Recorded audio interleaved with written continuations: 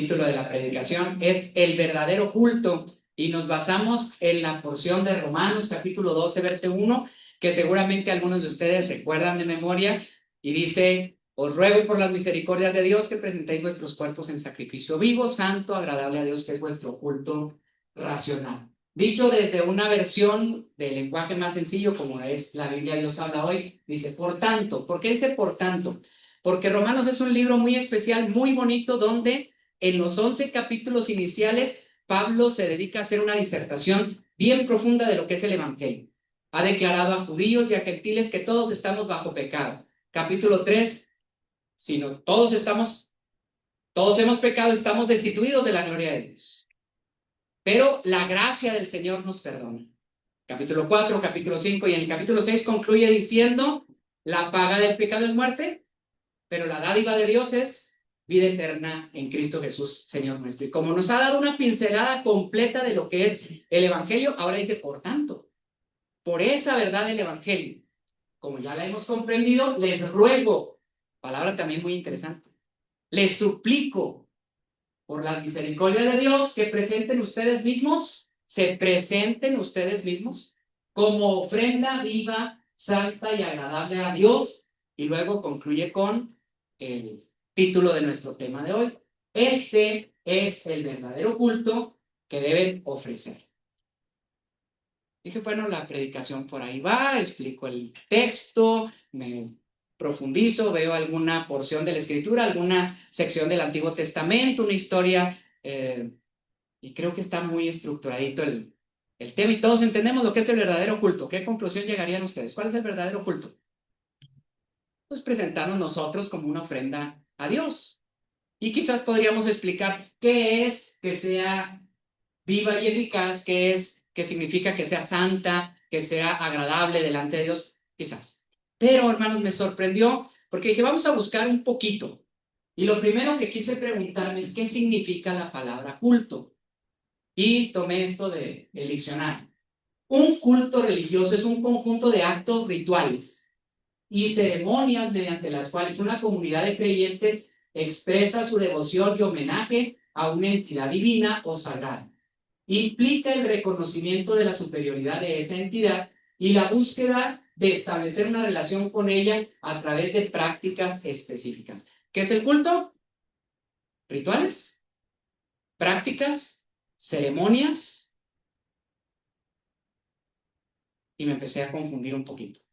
¿O somos nosotros ofrecidos al Señor, o es una serie de actos que tenemos que realizar bajo una costumbre religiosa? Entonces dije, bueno, no me voy a ir al diccionario, me voy a ir a la Biblia. Siguiente sorpresa. Me encontré que la palabra culto está en muy poquitos lugares de la Biblia. No es una palabra que se repita mucho. Aquí están prácticamente todas las porciones del Antiguo Testamento donde aparece la palabra culto. Leámoslas. Segunda de Reyes 21:3. Porque volvió a edificar los lugares altos que Ezequías su padre había derribado, y levantó altares a Baal e hizo imagen a Acera, como había hecho Acab, rey de Israel, y adoró a todo el ejército de los cielos y rindió culto a aquellas cosas. Segunda de Crónicas 14:3. Porque quitó los altares del culto extraño y los lugares altos, quebró las imágenes y destruyó los símbolos de Acera. Tercera mención, segunda de Crónicas 33:3. Porque él reedificó los lugares altos que Ezequías su padre había derribado, y levantó altares a los Baales e hizo imágenes de acera, y adoró a todo el ejército de los cielos y les rindió culto. Y la última, Jeremías 44:19. Y cuando ofrecimos incienso a la reina del cielo y le derramamos libaciones, ¿acaso le hicimos nosotros tortas para tributarle culto? Y le derramamos libaciones sin consentimiento de nuestros maridos. ¿Encontraron el hilo que conecta la palabra culto? ¿Todas son acciones idolátricas? A mí me recuerda la palabra oculto. ¿Oculto? En relación a... Ahorita vamos a llegar a la raíz de la palabra culto. ¿Qué dice en el Nuevo Testamento? Hechos 7:42. Y Dios se apartó y les entregó a que rindiesen culto ¿a quién? Al ejército del cielo, como está escrito en el libro de los profetas. ¿Acaso me ofrecisteis víctimas y sacrificios en el desierto por 40 años, casa de Israel? Romanos 1:25. Ya que cambiaron la verdad de Dios por la mentira, honrando y dando culto a las criaturas antes que al Creador, el cual es bendito por los siglos. Amén. Y Colosenses 2:18. Nadie os prive de vuestro premio, afectando humildad y culto a los ángeles, entremetiéndose en lo que no ha visto, vanamente hinchado por su propia mente carnal. Todas las menciones de la palabra culto están asociadas a rendir sacrificio, homenaje, ritual a lo que no es Dios. ¿Se entendió de dónde apareció mi confusión? Tiene que haber algo más. Y entonces fui a buscar la etimología, la raíz de la palabra culto. La palabra culto tiene sus orígenes en el latín, que proviene de cultus, que significa cultivado, cuidado, adoración o culto. Este término a su vez deriva del verbo colere, que implica cultivar,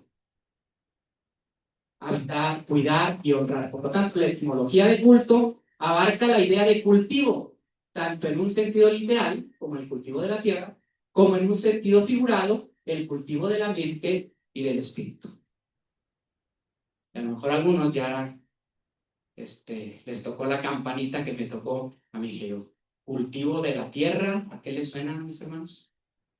Bueno, pues vamos a la historia.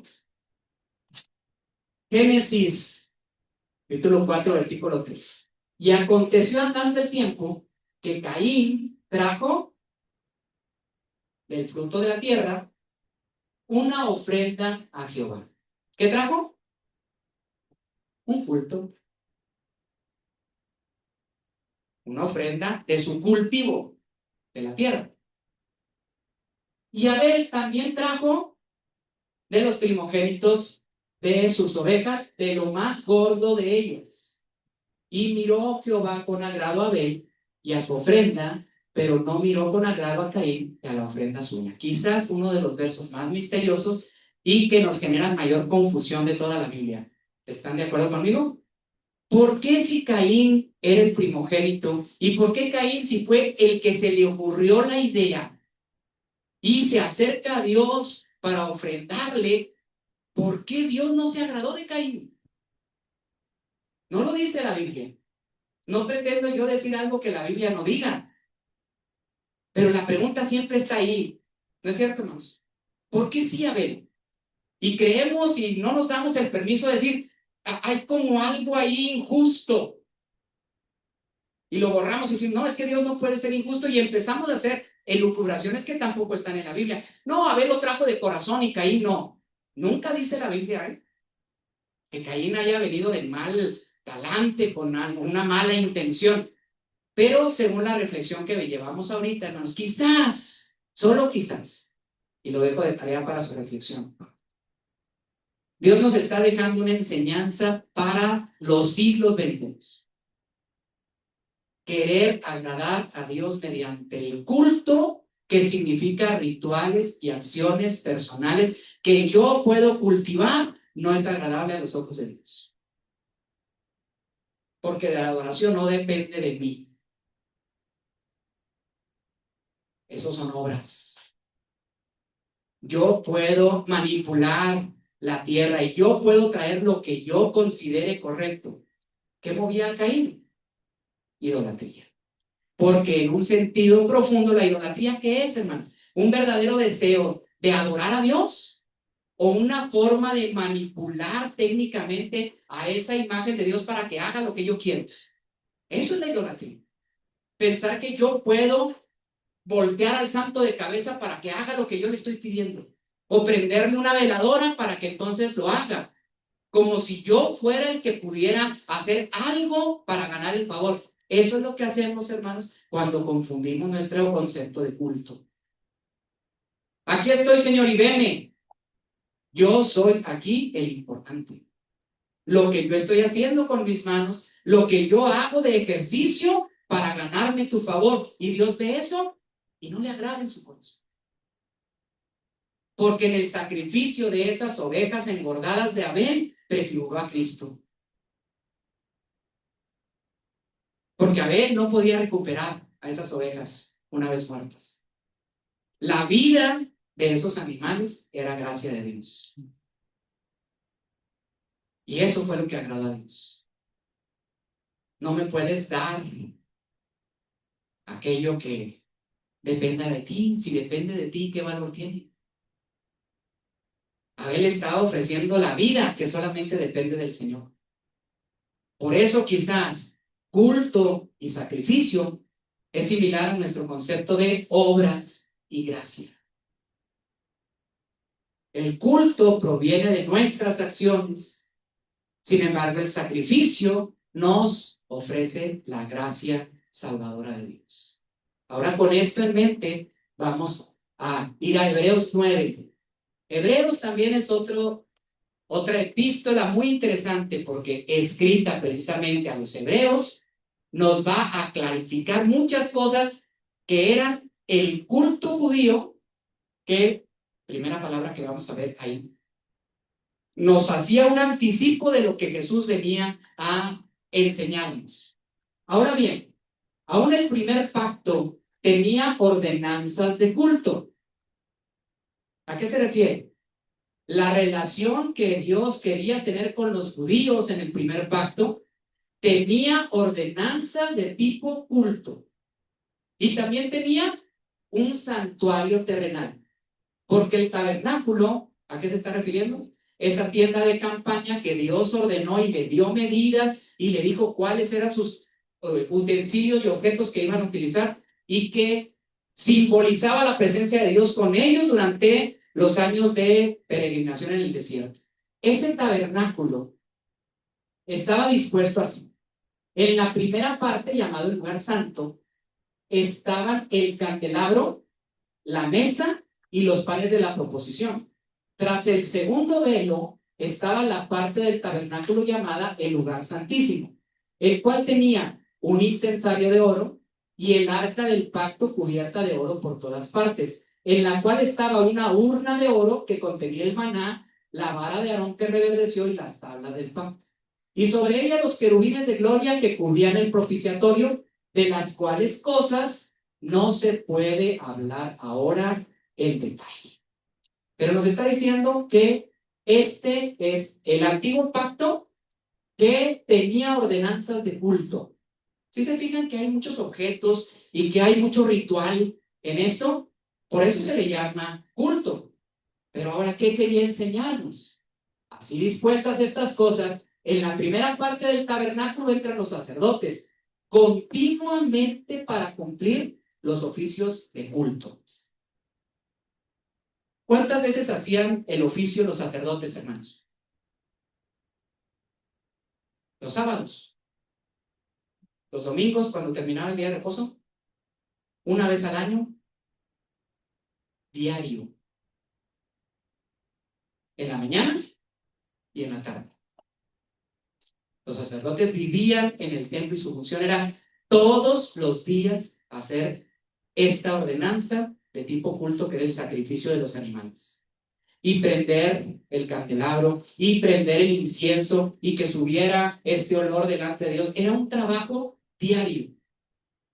Y una vez al año hacían un evento especial con un sacrificio donde ese solo momento entraban al lugar santísimo. Leamos.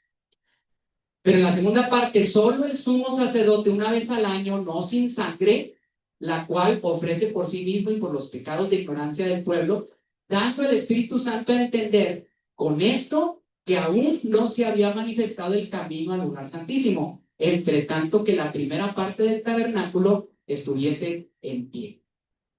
Una vez al año, el día del perdón, el más importante de los sacerdotes primero hacía un sacrificio donde él se llenaba de sangre, pedía perdón por los pecados de ignorancia del pueblo, aún aquello que ni siquiera cruza por nuestra mente, perdónanos, Señor, porque voy a entrar a tu presencia una sola vez en el año. ¿A qué? A ofrecer un sacrificio. Estas eran las ordenanzas de culto, versículo 9, lo cual es símbolo para el tiempo presente. Eso que Dios ordenó en forma de culto quiere simbolizar algo y nos quiere enseñar algo a nosotros, lo cual es símbolo para el tiempo presente, según el cual se presentan ofrendas y sacrificios que no pueden hacer perfecto en cuanto a la conciencia al que practica ese culto. ¿De qué sirve ese culto?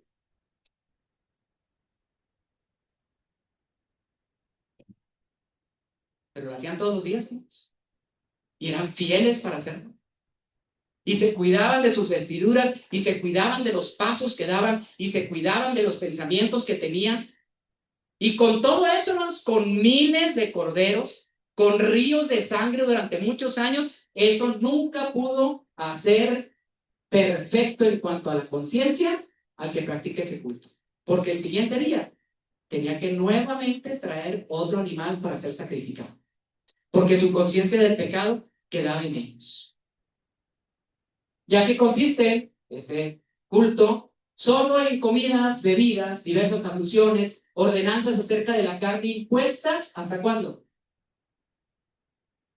Eso se siguió haciendo hasta el tiempo de reformar las cosas. ¿Están listos para leer la siguiente parte? ¿Ya se reformó o no se ha reformado? Ya se reformó. Clic. Esto era el santuario, hermanos. Así estaba el tabernáculo. Cuando construyó David, lo construyó con la misma disposición. Se destruyó el primer templo, se construyó el segundo templo y se construyó de esa manera porque Dios dijo, así quiero que lo construya. ¿Ok? Y hay muchas porciones, ahí tienen, ojalá que le quieran tomar una fotografía y revisen los textos que están ahí para que ustedes vean que así le dijo el Señor. Van a hacer un atrio, era un patio grandote. Van a poner la entrada siempre hacia el oriente. Va a haber una sola puerta. Cuando entren, se van a encontrar con un altar del sacrificio. Era una mesa que tenía cuernos, 4 cuernos, donde ponían el animal abierto. Lo sacrificaban para poder entrar. Y entonces los sacerdotes llegaban a la fuente del agua, que fue construida con los espejos de las mujeres. Revísenlo. Y era para lavarse continuamente. ¿Le adelanto un poquito? Una vez que ellos sacrificaban, se quedaban los varones ahí, el sacerdote se venía con el sacrificio y lo primero que veía era su figura. Y luego se lavaba. Y luego pasaba a la primera puerta. Y ahora sí, lo que dice Hebreos, estaba el primer espacio, el cual se conoce como el lugar santo. Ahí podrían entrar los sacerdotes, diariamente. Y se encontraba, y era parte de sus funciones. Al lado izquierdo estaba el candelabro de 7 brazos, cuya función el sacerdote tenía que llenarlo de aceite puro del día, y prender los 7 brazos. Y luego también poner el incienso a quemarse, porque como era tanta matanza de animales, hermanos, había muchas moscas y había mucho olor, y entonces prendían el incienso para que eso subiera hacia el cielo como una libación, como un olor agradable. Y a la derecha estaba el pan de la propiciación. ¿Qué era esto? Era una mesa donde ponían 12 panes que simbolizaban la unidad y la santidad del pueblo, y se tenían que estar reponiendo continuamente. Todo tenía cierto simbolismo. Al lugar santísimo no entraban más que una vez al año, lo acabamos de leer, porque ellos consideraban que en este espacio habitaba literalmente la presencia de Dios. Y ahí estaba el arca, y dentro del arca había algunas, no todo el tiempo, pero ustedes conocen qué había dentro del arca. Recuérdenmelo. Las tablas de la ley, la vara de Aarón que reverdeció y un poco de maná. Eso se va a quedar ahorita de tarea para ustedes, ¿eh? Terminemos nuestra reflexión a ver si las cosas estas que existieron durante muchísimo tiempo estuvieron para nuestro simbolismo, como un simbolismo para nuestra enseñanza, hasta el tiempo que las cosas fueran reformadas. Y ahorita pregunté, ¿ya fueron reformadas? Los judíos dicen que no. Por eso ellos siguen celebrando estos rituales a manera de culto. ¿Cuándo se reformó? Vamos a ver. Pero estando ya presente Cristo, el sumo sacerdote de los bienes venideros, por el más amplio y más perfecto tabernáculo, no hecho de manos, es decir, no de esta creación. ¿Qué es el tabernáculo, hermanos? La presencia de Dios entre el pueblo. Ahora contéstenme, ¿quién es Jesús? Y pondrás por su nombre Emmanuel, el tabernáculo de Dios en la tierra. El tabernáculo hecho carne. Y vimos su gloria, gloria como la del unigénito del Padre, lleno de gracia y de verdad. Y Él vino a hacer su tabernáculo entre nosotros, Juan capítulo 1. Él es el tabernáculo ahora. Y no por sangre de machos cabríos ni de becerros, sino por su propia sangre. Él es el sacrificio. Entró una vez para siempre, ¿en dónde? En donde el sumo sacerdote podía solamente entrar una vez cada año. Jesús entró para siempre en el lugar santísimo, o bien habiendo obtenido, ¿qué cosa? Una redención eterna.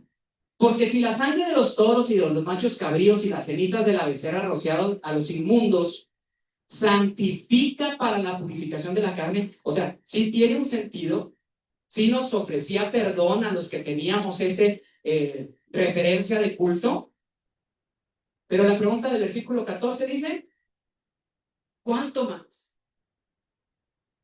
La sangre de Cristo, el cual mediante el Espíritu Eterno se ofreció a sí mismo sin mancha a Dios. ¿Limpiará? Es pregunta. ¿Limpiará vuestras conciencias de obras muertas para que sirváis al Dios vivo? El otro culto no podía ser perfectos a los que se acercaban por cuestión de su conciencia. Pero este sacrificio sí promete eterna redención para los que se acercan. Este sacrificio queda como pregunta, ¿limpiará nuestras conciencias de obras muertas para que sirváis al Dios vivo? Pero vamos a ver qué es lo que nos explica la Biblia.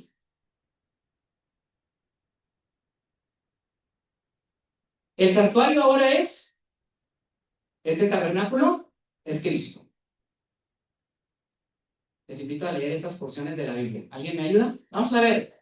Primero, la puerta del atrio. Juan capítulo 10, verso 7. ¿Alguien lo quiere leer en voz alta? Antes de que lo leamos. El santuario estaba dispuesto siempre hacia el oriente. Les voy a decir dos cosas, sorpréndanse. Porque era la puerta por donde iban a entrar las ovejas. Así que esa puerta del atrio también tenía un nombre, y el nombre que se le daba a esa puerta era la puerta de las ovejas. Un detalle más. El oriente da hacia un lugar lejano donde los pastores se dedicaban a criar las ovejas perfectas que un día serían llevadas al templo para ser sacrificadas. ¿Saben dónde era esa región? Se llamaba Belén. Donde los pastores cuidaban a las ovejas tanto que las envolvían y las acostaban en sus pesebres. ¡Wow! El Señor preparó al Cordero de Dios desde pequeño en el lugar correcto, en Belén, lo envolvió en pañales y lo acostó en un pesebre porque sabía que un día iba a pasar por esa puerta. ¿Qué dice Juan, hermanos? Versículo 10, capítulo 10, verso 7. Volvió pues Jesús a decirles, de cierto os digo, yo soy la puerta de las ovejas.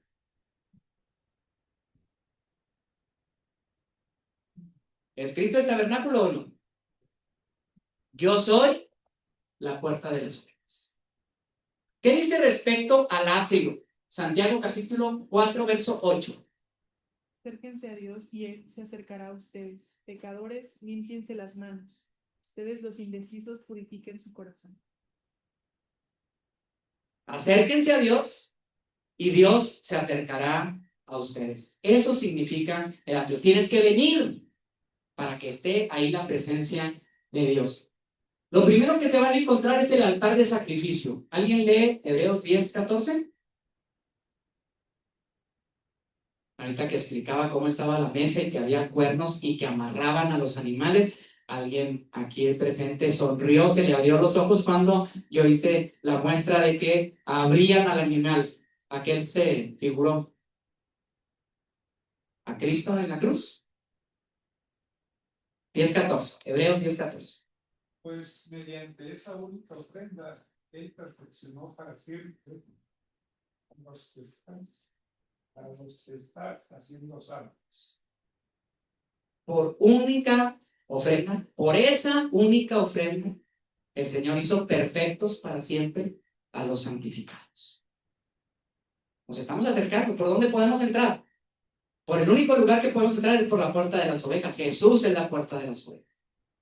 Llegamos al atrio, porque si nosotros nos acercamos, Dios se va a acercar a nosotros. ¿Qué va a hacer? El sacrificio de Cristo, hecho una sola vez y para siempre, hizo perfectos, lo voy a decir 3 veces, hizo perfectos para siempre a los que Él está santificando. No es que nosotros nos estemos santificando. Él con su sacrificio nos hizo perfectos para siempre. Y Él es el que nos está santificando. No podemos hacer nada. Se traía el animalito y se ponía ahí. ¿Cuál era la obra? No existía. Si yo creo que estoy haciendo obras, el Señor no le agrada. Eso es culto. El verdadero sacrificio es el que hizo Cristo por nosotros. Y ese nos perfecciona y nos santifica. Nos volteamos de ese lugar y si queremos seguir avanzando, nos vamos a encontrar con la fuente de bronce. ¿De qué estaba hecha? Y cuando nosotros conocemos el sacrificio de Jesús y creemos en él, ¿qué sigue, hermanos? Lean, por favor, 1 Pedro 3:21. Y vamos a ver qué significa la fuente de bronce. El agua del diluvio simboliza el bautismo que ahora los salva a ustedes, no por quitarle la suciedad del cuerpo, sino porque les ponen a Dios con una conciencia limpia, que es eficaz por la resurrección de Jesucristo. Díganme qué significa el altar de bronce, la fuente de agua. Para nosotros es el bautismo. Y para que nosotros nos bauticemos, primero tiene que haber un arrepentimiento. Y para que haya un arrepentimiento tenemos que vernos reflejados y saber que nosotros hay mancha. Y entonces venimos al bautismo. ¿Se fijaron? Conocemos a Jesús, entendemos su sacrificio, nos descubrimos en nuestro pecado frente a este espejo, nos bautizamos, ¿estamos dispuestos a seguir avanzando al lugar santo? Bueno, ¿qué dice la primera puerta para entrar al lugar santo? Hebreos 4:16. A todo de la gracia para alcanzar misericordia y hallar gracia para el oportuno socorro. ¿Nos podemos acercar? ¿O nos da miedo porque ahí nomás entran los sacerdotes, ¿no? Nosotros ya no podemos entrar ahí, decían los judíos. Que entre el sacerdote. ¿Qué nos dice el Señor ahora? Acércate confiadamente a la presencia de Dios. Y vas a obtener para ti el oportuno socorro. Y entrando, nos vamos a encontrar con estos 3 objetos. Primero, para entrar tenemos que pasar por la puerta. Los 3 objetos. La mesa para el pan de la proposición. ¿Qué dice Juan 6:51?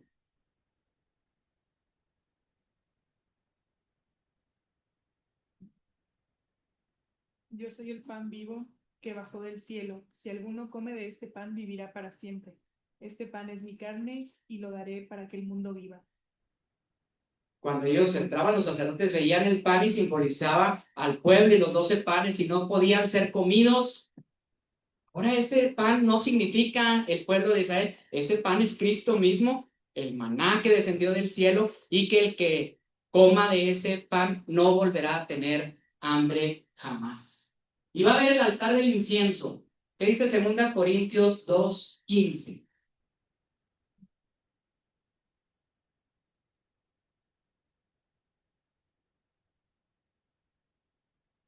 Quien lo tenga, 2 Corintios 2:15. Nuestras vidas son la fragancia de Cristo que sube hasta Dios, pero esta fragancia se percibe de una manera diferente por los que se salvan y los que se pierden. Nosotros somos ese incienso que se presenta mediante Cristo. Y es el olor que sube delante de la presencia de Dios. Ustedes lo son.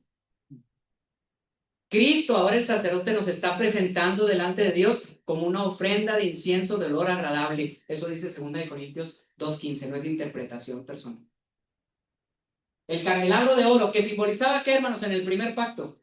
¿Qué simboliza esa menorá, ese lámpara de 7 brazos? ¿Alguien lo sabe?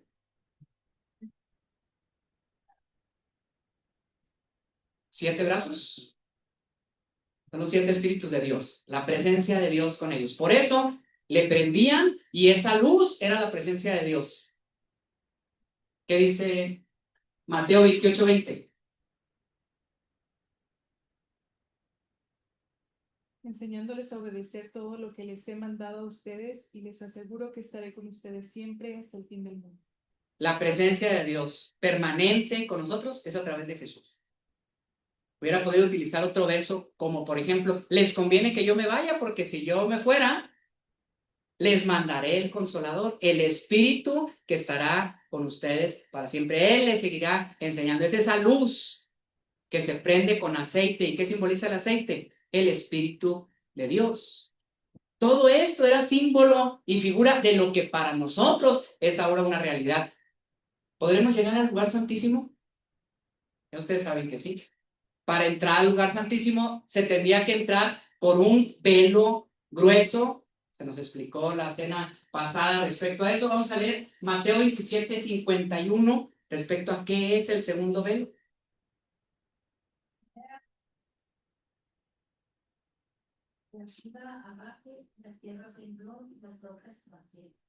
¿A qué nos estamos recordando? ¿En qué momento sucedió eso?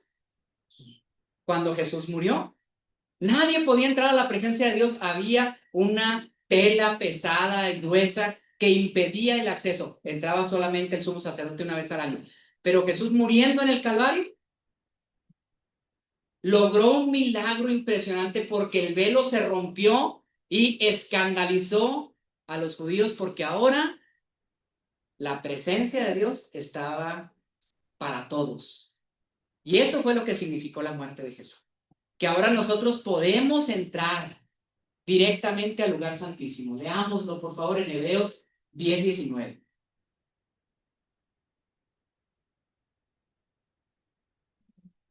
Así que, amados hermanos, podemos entrar con valentía en el lugar santísimo del cielo por causa de la santidad y la sangre de Jesús. Entonces, no al lugar santísimo de este tabernáculo terrenal, sino ¿cuál verdadero lugar santísimo? La habitación misma de Dios. Nosotros ahora tenemos acceso a ese lugar donde Dios habita. ¿Por qué razón? Por Cristo Jesús y por lo que Él hizo, por nosotros podemos entrar directamente a la presencia de Dios. Donde hay 3 cosas dentro del arca, y eso se queda de tarea para ustedes. ¿Qué creen que significa en nuestras vidas? Las tablas de la ley, el maná y la vara de Aarón que reverdeció. ¿Qué significará para usted? ¿Lo dejamos de tarea? Todo esto parece un culto, ¿o no? Eran objetos, parece idolatría. ¿Por qué estaban los querubines ahí?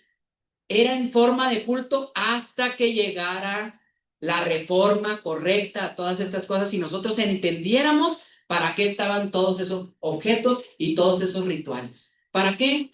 Para entender que Cristo ahora es nuestra forma de acercarnos, no acercarnos, llegar directamente a la presencia de Dios por el sacrificio que Él realizó por nosotros. Amén. Concluyamos en Hebreos 10. Así que, hermanos, ¿avanzamos? Mediante la sangre de Jesús, tenemos confianza para entrar en el lugar santísimo. Por el camino nuevo y vivo que Él nos ha abierto a través de la cortina, lo cual hizo por medio de su cuerpo. También tenemos un gran sacerdote al frente de la casa de Dios. Acerquémonos, pues, a Dios. No necesitamos otros sacerdotes. En el capítulo 7 dice, tenían una serie de sacerdotes que como eran humanos tenían que sacrificar por sus propios pecados, porque eran humanos. Pero ahora nosotros tenemos un verdadero sacerdote. Necesitamos a alguien que nos acompañe, o ya Cristo nos da acceso a la presencia de Dios. Él es el sumo sacerdote. Él es el verdadero sacerdote que puede hacer esto posible. También tenemos un gran sacerdote al frente de la casa de Dios. Acerquémonos pues, enumérenlo. Acerquémonos pues a Dios con corazón sincero, con plena seguridad que da la fe, interiormente purificados de una conciencia culpable y los cuerpos lavados con agua pura. ¿Van caminando en el atrio? El sacrificio, la conciencia limpia. Mantengamos firme la esperanza que profesamos, porque fiel es el que hizo la promesa. Preocupémonos los unos por los otros a fin de estimularnos al amor y a las buenas obras. No dejemos de congregarnos, como acostumbran a hacer algunos, sino animémonos unos a otros y con mayor razón, ahora que vemos que aquel día se acerca. Últimas 2 diapositivas. Lo que no es el culto, hermanos. ¿Qué no es el culto? El culto no es un día o un tiempo determinado. Qué golpe para nuestra religiosidad. Vamos al culto. ¿Cuándo es el culto, hermanos? Sábado, el domingo, en la mañana, en la tarde. Ese es el culto. Pues eso no es el culto. 4:30 ya tiene que empezar el culto. 6 de la tarde ya se metió el sol, ya se tiene que terminar el culto. Entonces, el culto no es un tiempo y no es un día. ¿Qué no es el culto? No es el momento de la alabanza, de cantos. Hermanos, vamos a empezar este culto y vamos a cantar para honra y gloria de Dios. Y en nuestra mente está, ya empezó el culto. Ya llegué tarde al culto, porque ya empezaron a cantar, porque ya están leyendo, porque ya va a la mitad, ya son las ofrendas especiales. Eso no es el culto. ¿Qué más no es el culto? No es una reunión de iglesia. No hagamos las cosas idolátricamente. Cuando nosotros hacemos nuestras acciones, estamos tratando de manipular a Dios. Y Dios no se agrada, como no se agradó, del cultivo de Caín. Si para nosotros eso es el culto, estamos equivocados. ¿Qué más no es el culto? No es un espectáculo religioso. Este sí fue culto. ¿Qué cultazo dan en esta iglesia? El sonido, los cantantes, los músicos. No, hombre, esto sí es un verdadero culto. ¿Cómo se llama nuestra predicación de hoy? El verdadero culto. Allá Hillsong, ¿no? La catedral de cristal, la iglesia famosa, aquel lugar donde vino el predicador que habla como sudamericano. Este sí fue un culto de poder. Eso no es el culto. No es un ritual espiritualizado. Nos encanta. ¿Ok? Pásale, híncate, no hables, haz una reverencia, camina para atrás, porque aquí está el atrio. Nadie suba, que no corran los niños, está la presencia de Dios. Eso no es el culto. No nos equivoquemos. ¿Qué más no es el culto? Una serie de elementos litúrgicos. ¿Cómo debe empezar, hermano? A mí me lo han preguntado muchas veces. ¿Qué tengo que poner primero? Y si no hay una oración está mal. Y luego leer una lectura, pero que pase nomás hasta aquí. Y luego sigue esto. ¡Y lo hizo mal! Dios se va a enojar porque iba el canto y no la lectura. Nos estamos fotografiando, hermanos, en nuestros malos conceptos de lo que es el culto. Y a lo que le damos importancia que no tiene importancia. No deberíamos de darle importancia. No es acciones para ganar el favor de Dios. Córrele porque ya tenemos que ir al culto para que Dios nos ponga la palomita. Híjole, falté al culto. Dios va a estar muy enojado conmigo porque falté al culto. Nada de esto es el culto, hermanos. Y agrego una cosa, el culto nada tiene que ver conmigo. Y tiene todo que ver con Dios. Analice la próxima vez para que cada uno tome su lugar y harán esta reflexión, hermanos. ¿Qué de lo que hemos hecho en esta reunión tiene que ver con la exaltación de la gracia y la grandeza de Dios? ¿Y cuánto tiene que ver con mi necesidad y mis oraciones? Y bendíceme, Señor, y yo aquí estoy pobrecito, tú me das poder, yo voy a vencer, porque yo hemos trastocado tanto la adoración que nosotros nos hemos puesto al centro de la oración, de la adoración. Y el único que debe estar al centro de la adoración es Dios, no por lo que hace, sino por simplemente lo que Él es. ¿Qué sí es el culto, hermanos? Pues lo dijo Hebreos 10. A ver, ¿qué es el culto? Primera pregunta. ¿Cuándo debe realizarse el culto? En aquella imagen que era símbolo de lo que vendría, los sacerdotes hacían culto todos los días desde que amanecía hasta que se ocultaba el sol. Y el sábado era su descanso. ¿Qué diferente?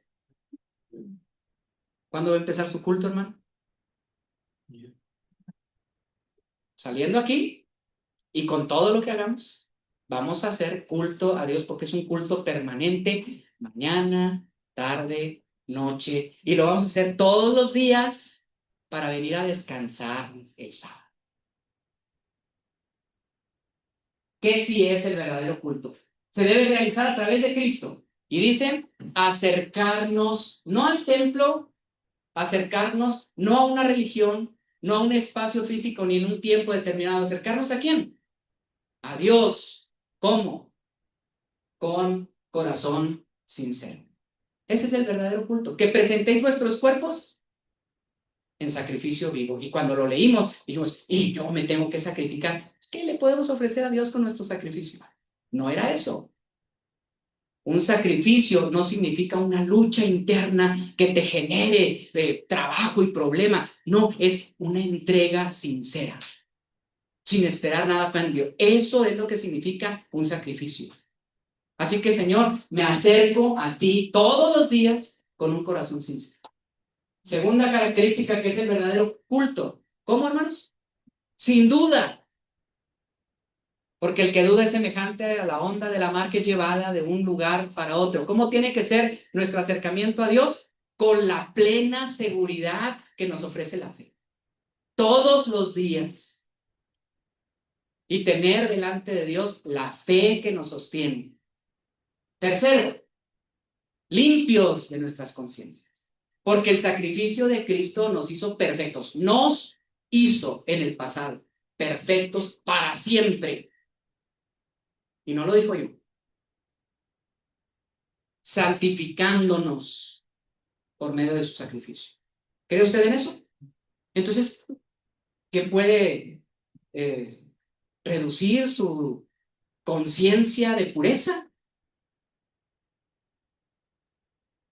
Tenemos que acercarnos con limpieza en nuestra conciencia. Debo estar consciente de que el Señor ya limpió mi vida, pero también limpios con nuestras acciones. Esa es la verdadera forma de adorar a Dios. Todos los días, mirarnos en ese espejo.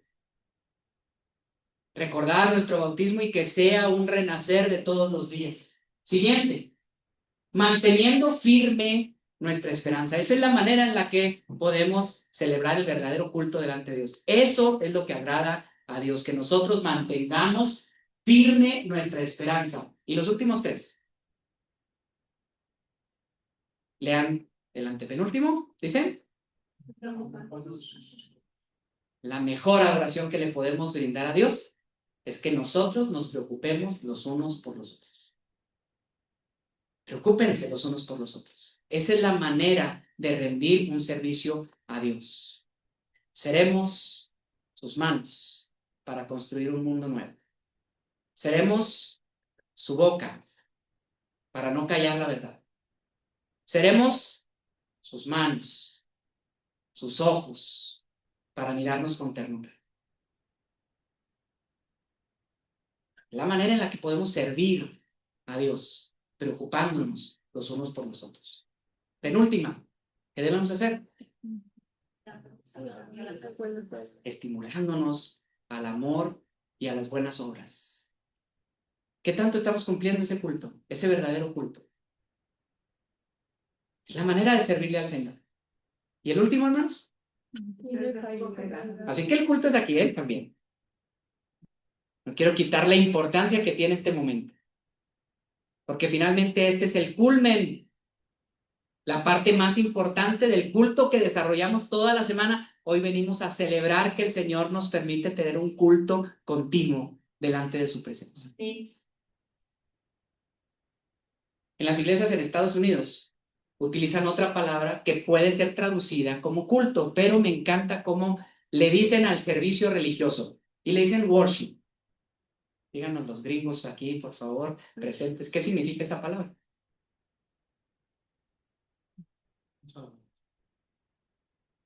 Es la manera de servir a Dios. Entonces venimos a ofrecer un servicio a Dios. Y así se utiliza en algunas iglesias. Ojalá que desde nuestra mente y no solamente por la palabra cambiemos esta imagen y digamos, el culto, no, el culto a lo mejor tiene algunas connotaciones rituales y de liturgia que a lo mejor nos hacen equivocarnos. Vengo a ofrecer mi vida para que el Señor me permita servirle. Ese es el verdadero servicio que el Señor se merece.